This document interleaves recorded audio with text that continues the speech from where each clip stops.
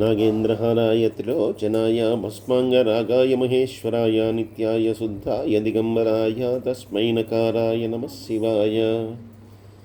ఓం శ్రీ భవానీ శంకర సాంబ సదాశివస్వామి దేవతాయే నమః.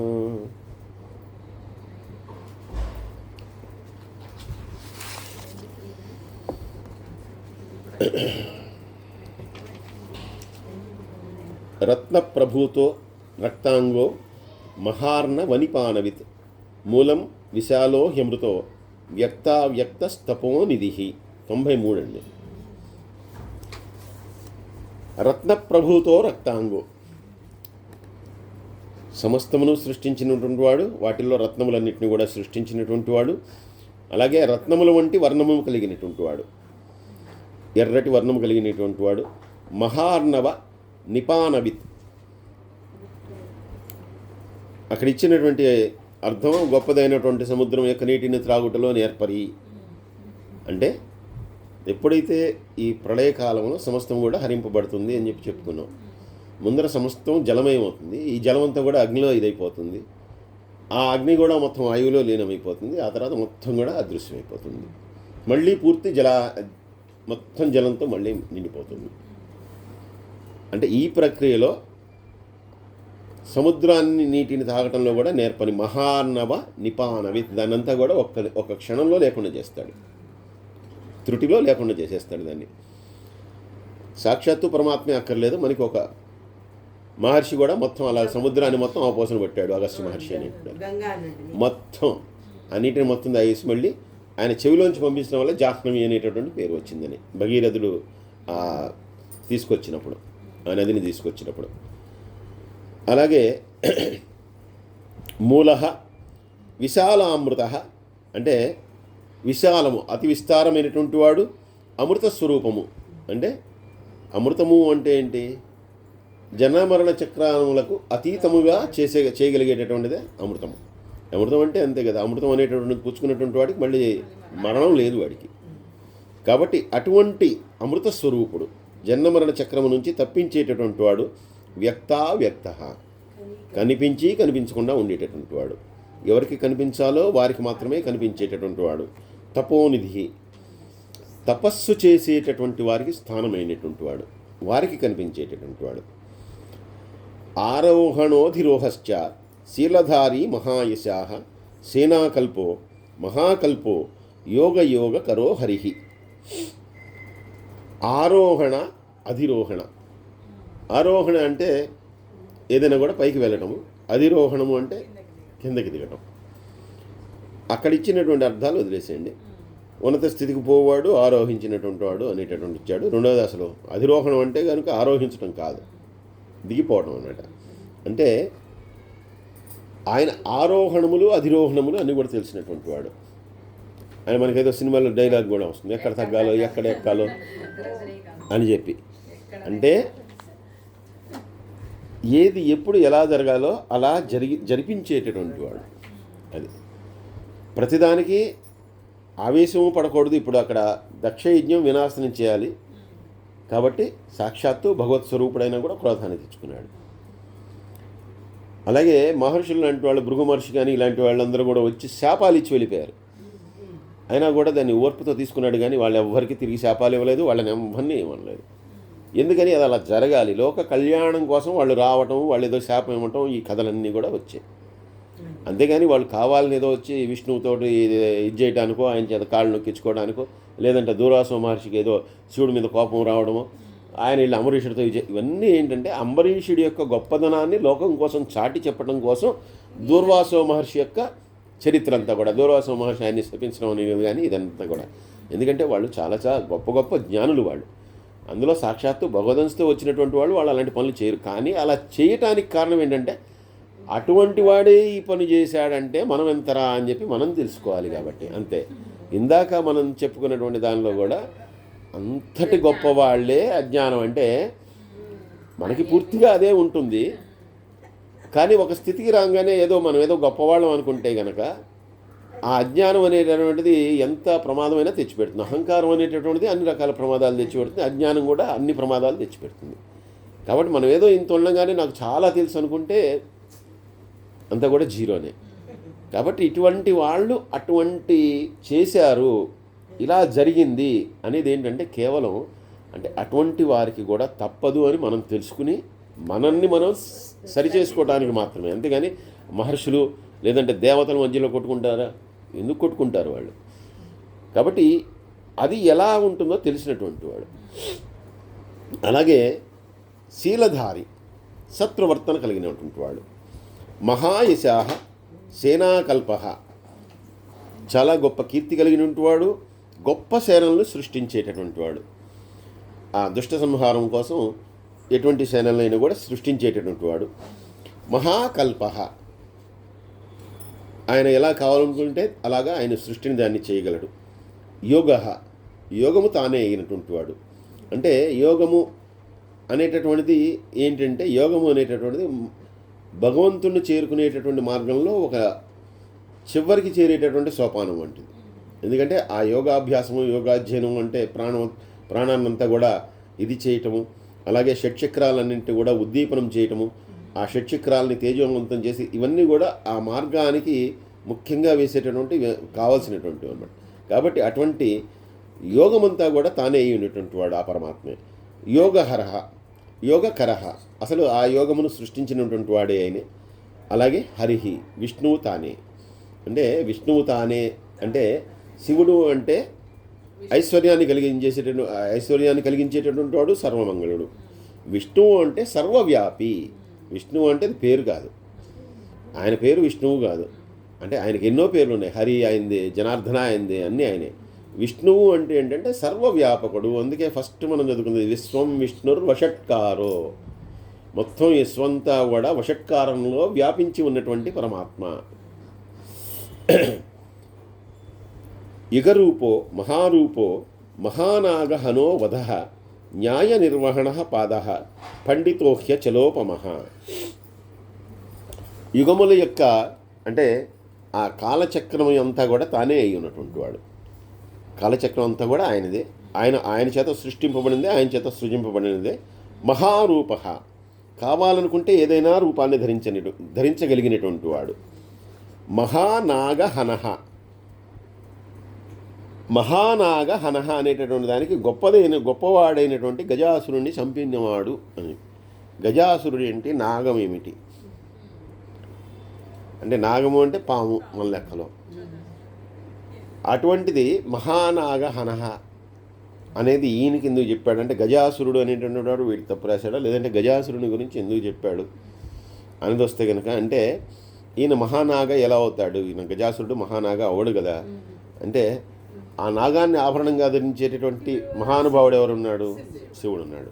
ఆ శివుణ్ణే తన యొక్క ఉదరంలో నిలుపుకున్నటువంటి వాడు గజాసురుడు. ఆ శివుణ్ణే తన యొక్క ఉదరంలో పెట్టేసుకున్నాడు కోరి. కాబట్టి మహానాగుడు అనేటటువంటి గజాసురుడికి కూడా ఆ రకంగా పోల్చబడుతుంది. అలాగే న్యాయ నిర్వహణ అంటే ఎప్పుడు కూడా సమన్యాయాన్ని చేసేటటువంటి వాడు, పూజ్యుడు, పండితుడు, అచలోపమ. అచలము అంటే కదలలేనటువంటిది పర్వతము. ఆ పర్వతంతో సమానమైనటువంటి వాడు. ఎందుకంటే పర్వతం అనేటువంటిది అన్నింటిలోకి కూడా ఉత్కృష్టమైనటువంటిది, ఉన్నతమైనటువంటిది. అది మేరు పర్వతం అనేటటువంటిది అన్నిటికంటే గొప్పది. కాబట్టి అటువంటి పర్వతంతో సమానమైనటువంటి వాడు. బహుమాలో మహామాల శశి హరిసులోచన విస్తారో లవణకూప స్త్రీగ సఫలోదయ. అనేకమైనటువంటి మాలల్ని ధరించినటువంటి వాడు. అంటే అవి కపాలమాల కావచ్చు, ఆభూషణములు కావచ్చు, ఏదైనా సరే అవన్నీ కూడా అనేకమైనటువంటివి ధరించినటువంటి వాడు. గొప్పదైనటువంటి మాలలను తన యొక్క వక్షస్థలమునందు నిలుపుకున్నటువంటి వాడు. ఎందుకు వేసుకుంటాడు? మళ్ళాగా ఆయనకు కూడా ఏమైనా ఇష్టమా? చైన్లు వేసుకోవటము, జైట్లు వేసుకోవటం, వజ్రాలు వేసుకోవడం ఆయనకు ఏమైనా ఇష్టమా అంటే అది అయిపోయినటువంటి దాన్ని కూడా సూచించేటటువంటిది అని ఆయన వేసుకునేటువంటి. అంటే ఇంతమంది బ్రహ్మలు అయిపోయారురా. బ్రహ్మగారు ఆయనదే ఎందో చెప్పుకున్నాం. మనకి ఈ లోపల మనం 1,000,000 కోట్లు జన్మలు అయిపోతాయి. అంటే అన్ని మానవ జన్మలు అయితేనే, మళ్ళీ ఒక్క జన్మలు పిల్లి జన్మలు అయితే కనుక 1,000,000,000 అయిపోతాయి. ఇంకా దానికి లెక్క పక్క ఏమీ లేదు. ఎందుకంటే 10 సంవత్సరాలు వేద్దాం అనుకోండి, ఇంకేముంది, గంటే కాదండి. సో అటువంటి బ్రహ్మగారికి ఇన్ని అయిపోయినాయిరా అంటే పూర్తి వైరాగి. అందుకే ఆయన శ్మశానవాసి, నిత్య వైరాగి. అంటే చూడంగానే ఆ రూపాన్ని చూడంగానే ఏమనుకోవాలంటే పుట్టినవాడు గిట్టక తప్పదు అనే. అందుకే ఆయన తీసుకెళ్ళి అక్కడ కూర్చోబెట్టారు. అక్కడ ఆయన ఫోటోనే, ఆయన విగ్రహం అక్కడే ఉంటుంది. ఆయనదొక్కడిదే ఉంటుంది, ఏ దేవతది ఉండదు మళ్ళీ. అంటే అంత వైరాగి కాబట్టి అందుకే అన్ని మాలల్ని ధరిస్తాడు.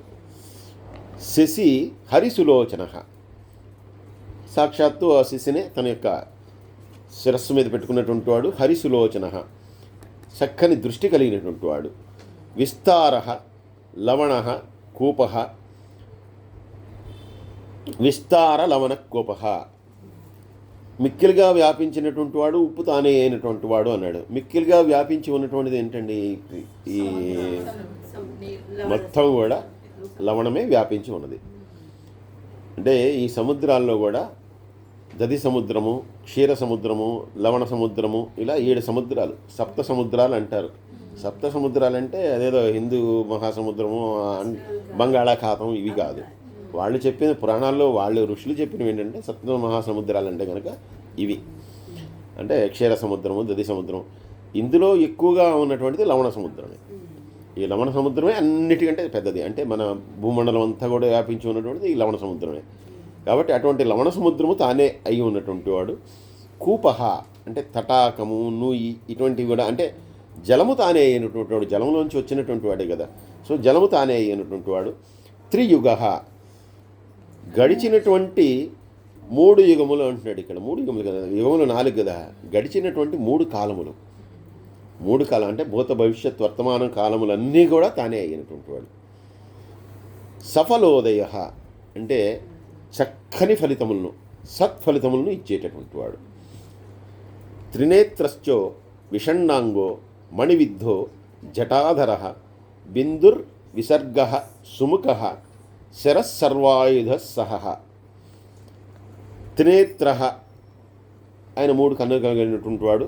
3వ నేత్రం ఏంటంటే జ్ఞాననేత్రం అండి. ఇది మనకి కూడా ఉంది, మనకి కూడా జ్ఞాననేత్రం ఉంది. కానీ అదేంటంటే మనం ఉపయోగించుకోం. మనకున్నవి మనం చాలా ఉపయోగించుకోం, అందులో అదొకటి. ఇప్పుడు తెలివితేటలు అందరికీ ఉంటాయి, కానీ కొంతమంది ఆ తెలివితేటలను ఉపయోగించుకోరు. వాళ్ళకు ఉన్నటువంటి అది అహంకారం కావచ్చు, మూర్ఖత్వం కాదు. తెలివితేటలు వీడికి ఉన్నాయి వాడికి లేదు అనడానికి ఏమీ లేదు. అది అలా ఏమీ చెప్పడానికి లేదు. అందరికీ తెలివితేటలు ఉన్నాయి, అందరూ తెలియగల వాళ్ళే. కాకపోతే వీడు సరైనటువంటి మార్గంలో వీడు ఉపయోగిస్తాడు, వాడు ఉపయోగించాడు. వాడి తెలివితేటల్ని అతిగా ఉపయోగించుకుని అది తెలివితేటలు అవుతాయి వాడికి. కాబట్టి తెలివితేటలు అందరికీ సమానంగానే ఇచ్చాడు, బుద్ధిని సమంగానే ఇచ్చాడు. కానీ వీడు ఎలా ఉపయోగించుకుంటాడు వీడి ఇష్టం. కాబట్టి ఆ త్రినేత్రం, 3వ నేత్రం అనేటటువంటిది మనకు ఉండేటటువంటిది ఇక్కడ భృకుటి స్థానంలో ఉండేటటువంటిది. అందుకే దాని మీద పెట్టుకునేటటువంటి ఆ బొట్టు ఆడవాళ్ళు కానీ మగవాళ్ళు కానీ శాస్త్ర ప్రకారం అయితే అందరూ పెట్టుకోవాలి. ఆ భృకుటి స్థానంలో బొట్టు అనేటటువంటి అందరూ పెట్టుకోవాలి. కాబట్టి ఆ బొట్టు పెట్టుకోవడం అనేది అందుకే. కాకపోతే ఇప్పుడు ఆడవాళ్లే మానేశారు, కాబట్టి ఇంక మగవాళ్ళ గురించి చెప్పాల్సిన అవసరం ఏం లేదు. ఆ భృకుటి స్థానంలో బొట్టు అనేటటువంటిది అందుకే వచ్చింది. అలాగే విషణ్ణాంగ, ఇందాక అనుకున్నట్టే నిరాకారుడు, వైరాగి.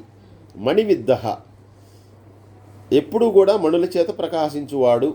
అంటే మరి ఏ నాగమైతే ఆయన యొక్క ఆభరణంగా ఉందో దాని శిరస్సు మీద దానికి ఎప్పుడు కూడా మణి ఉంటుంది. ఉజ్వలమైనటువంటి కాంతులతో ప్రకాశించేటటువంటి మణి దాని దగ్గరే ఉంటుంది.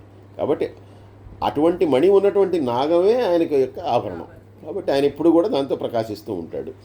విసర్గ అంటే విసర్గము అంటే ఏదైనా ఒకటి సంపూర్ణము చేసేటప్పుడు వచ్చేది విసర్గ అనేటటువంటిది తెలుగు వ్యాకరణం ప్రకారం. దుఃఖ అంటే దాంతో పూర్తి అవుతుంది, ఇంకా దానికి ఫుల్ స్టాప్ పెట్టక్కర్లా. విసర్గ వచ్చిందంటే ఫుల్ స్టాపే. లేదంటే కనుక ఒక వాక్యం ఏదైనా చెప్పాలంటే కనుక ఫుల్ స్టాప్ పెట్టాలి. అంటే సంపూర్ణము, విసర్గ అంటే సంపూర్ణము. దాని తర్వాత మళ్ళీ ఇంకొక పదం వస్తుంది తప్పితే కంటిన్యూషన్ రాదు ఎప్పుడు కూడా. ఇక అక్కడితో అయిపోతుంది. ఆ విసర్గ వచ్చిందంటే అయిపోయినట్టే, అది అందరితో. కామా ఉందనుకోండి కంటిన్యూ అవుతుంది. లేదు కామా లేదురా అని చెప్పాలంటే ఫుల్ స్టాప్ పెట్టాలి. ఫుల్ స్టాప్ పెట్టకపోతే అది ఫుల్ స్టాపో కామానో మళ్ళీ తెలియదు. అంటే మళ్ళీ పంక్చుయేషన్స్ లెక్కలోకి వస్తాయి. కానీ విసర్గ అనేటటువంటిది ఎప్పుడు పెట్టారో అది పూర్తి అయిపోయినట్టు. శ్లోకాల్లో కూడా అందుకే విసర్గ వచ్చింది అంటే అక్కడితో దాన్ని ఆపేసాడు, మళ్ళీ కొత్త పదాన్ని తీసుకొస్తారు. అటువంటి విసర్గరూపం అంటే సంపూర్ణము తానే అయినటువంటి వాడు, సర్వస్వము తానే అయినటువంటి వాడు. సుముఖ, చక్కని ముఖము కలిగినటువంటి వాడు. శరహ, బాణరూపము తానే అయినటువంటి వాడు. సర్వాయుధ, సహహ, సహనము కలిగినటువంటి వాడు. అన్ని ఆయుధములు కూడా తానే అయి ఉన్నటువంటి వాడు. మనకి నమక చమకములలో కూడా మొట్టమొదట వచ్చేది ఏంటంటే ఆయన యొక్క ధనస్సు, ఆయన యొక్క పినాకము, వీటన్నిటి గురించి ప్రస్తావన వస్తుంది. అంటే ఇవన్నీ ధరించినటువంటి నువ్వు చాలా గొప్పవాడివి, నువ్వు పరమేశ్వరుడివి అనేటటువంటి దానిలో పూజిస్తాం. అలాగే మనం ఈ విష్ణు భగవాను పూజించేటప్పుడు కూడా ఆయన యొక్క ధనస్సు, శారంగ ధనస్సు, వీటన్నిటి గురించి అనేక చోట్ల మనం శ్లోకాల్లో కానీ వాటన్నిటిలో కూడా ప్రస్తావన వస్తుంది. కాబట్టి వారి యొక్క ధనస్సులు, వారి యొక్క ఆయుధములు ఇవన్నీ కూడా పవిత్రమైనటువంటి, వాటిని తలుచుకుంటేనే మనకి మంచిది, వాటిని తలుచుకుంటేనే దుష్టులకి భయంకరమైనటువంటివి. నివేదన సుఖాజాత సుగంధారో మహాధను గంధపాలీచ భగవాన్ ఉత్థాన సర్వకర్మణాం. ఆయన ఏదైనా కూడా ఇవ్వగలిగినటువంటి వాడు, సుఖములను కలగజేసేటటువంటి వాడు, మంచి జ్ఞానమును అంటే సంగీత జ్ఞానమును కూడా కలిగించేటటువంటి వాడు. ఎందుకంటే ఆయన నాట్యప్రియుడు, నర్తనుడు. అలాగే మహాధనుడు, గొప్పదైనటువంటి ధనస్సును కలిగినటువంటి వాడు. గంధపాలి, ఈ భూమండలం అంతా కూడా రసవంతము చేసేటటువంటి వాడు. ఆయన శిరస్సు మీద ఉన్నటువంటి చంద్రుని వల్ల కావచ్చు, ఔషధుల వల్ల కావచ్చు, వీటన్నిటిని కూడా రసవంతము చేసేటటువంటి వాడు. అలాగే సకల ఐశ్వర్యమును ప్రసాదించగలిగినటువంటి సంపన్నుడు, అందరికీ కూడా ఐశ్వర్యాన్ని ఇవ్వగలిగినంత సంపన్నుడు. సర్వకర్మ ఉత్థాన సర్వకర్మణాం అంటే ఫలశ్రుతి కలగజేయువాడు అనిచ్చాడు. ఫలశ్రుతి అంటే ఏంటంటే జరిగిన దానికి ఒక ఫలము.